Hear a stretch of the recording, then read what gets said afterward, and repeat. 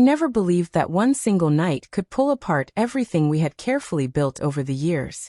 But that night, when my wife ignored my warning and went to that party, changed the course of our relationship forever. When I packed my things and walked out without a word, I was certain I was closing the book on us. I had no idea that what I thought was the end was only the start of a long, painful journey neither of us was prepared for. It all began a few days before that weekend. She mentioned the party casually over dinner, her tone light, as if it were nothing significant. Some friends from work invited me. Just a small get-together, nothing crazy, she said, sipping her drink and scrolling on her phone. I remember nodding, but something deep in my gut tightened. Maybe it was the way she avoided looking at me when she said it, or maybe it was just my instincts whispering in the background, but I couldn't shake the feeling that this wasn't going to be as harmless as she made it sound. That uneasy voice in my head wouldn't quiet down. I tried to approach it gently, to let her know how I felt without making it seem like I was forbidding her. I don't think it's a good idea, I told her, keeping my voice calm. You know how these things can get. I want you to be careful. Maybe skip this one. She looked up at me then, her eyebrows knitting together in disbelief before her expression shifted to irritation. You're being ridiculous, she said. It's just a party. I'm allowed to go. The word stung, not because she wanted to go, but because in that moment, my feelings were brushed aside, treated like they didn't matter. Over the next couple of days, we kept circling back to the topic in hushed arguments that never quite resolved anything. I kept telling myself to trust her, to remember the promises we made, to believe she wouldn't do anything to hurt me. But that tightness in my chest never eased. Every time I glanced at my phone, I hoped I'd see a message from her saying she'd decided not to go. But deep down, I knew she wouldn't change her mind. When the night finally came, I stayed at work later than usual, burying myself in tasks to keep my thoughts from spiraling. But no matter how hard I tried, my mind kept drifting back to her. By the time I got home, the house was silent and empty. The faint hum of the refrigerator filled the air, but she was nowhere to be found. I dropped my keys on the counter and stood in the middle of the kitchen, feeling a heavy sense of dread settle in. Then my phone buzzed, a message from one of her friends. She's already here, having a great time.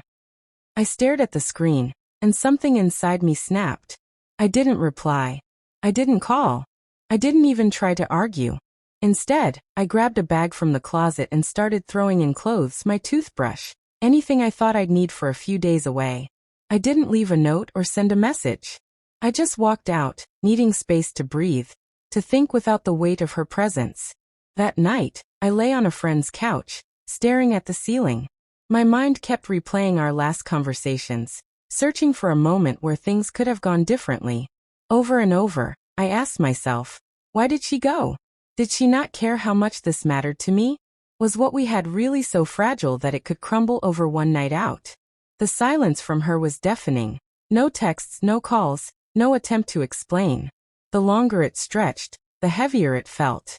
By morning, my sadness had started to twist into something sharper. Anger. Anger that she could disregard my feelings so easily. That she could break our trust without hesitation. I avoided going home all day, wandering aimlessly, stopping for coffee I didn't drink, sitting in parks I didn't remember walking to. But eventually, I couldn't delay forever. Late in the afternoon, I returned. I had barely stepped inside when there was a knock at the door. My pulse quickened, my chest tightening as I opened it. She stood there, eyes swollen and red from crying, her hands trembling slightly. She didn't speak right away. She just looked at me, her expression heavy with guilt, desperation, and something that felt like fear. When she finally did speak, her voice was small and cracked. I'm sorry. I should have listened to you. I made a mistake. I wanted to explode, to release every ounce of hurt and betrayal that had been building inside me since she first mentioned that party. But the words wouldn't come.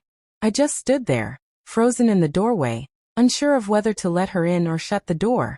Eventually, I stepped aside, and we sat down together. What followed was one of the most difficult conversations of our marriage. For hours we spoke openly, truly openly, for the first time in what felt like months. She told me she had been feeling trapped in the routines of our life, like she was losing parts of herself, she wanted to reclaim. I told her about the fear that had been gnawing at me, about how invisible I'd begun to feel in our relationship, about how her dismissal of my feelings hurt more than her going to the party itself. It wasn't easy. There were moments of silence, moments when tears blurred my vision, moments when I wanted to walk away again. But somewhere in all the pain and anger, I saw something unexpected, a flicker of hope, a possibility, however fragile, that maybe we could rebuild from the wreckage. That night changed me. It showed me just how fragile trust is, how quickly it can be shattered by a single decision. It also taught me how much courage it takes to own up to your mistakes and face the hurt you've caused. I still don't know what the future holds for us. I don't know if we'll ever be able to put all the pieces back where they were. But I do know this. Silence can speak louder than any words, and sometimes walking away isn't the end. Sometimes it's the first step toward finding your way back. And if anyone else ever finds themselves in that same uneasy place, I'd tell them this.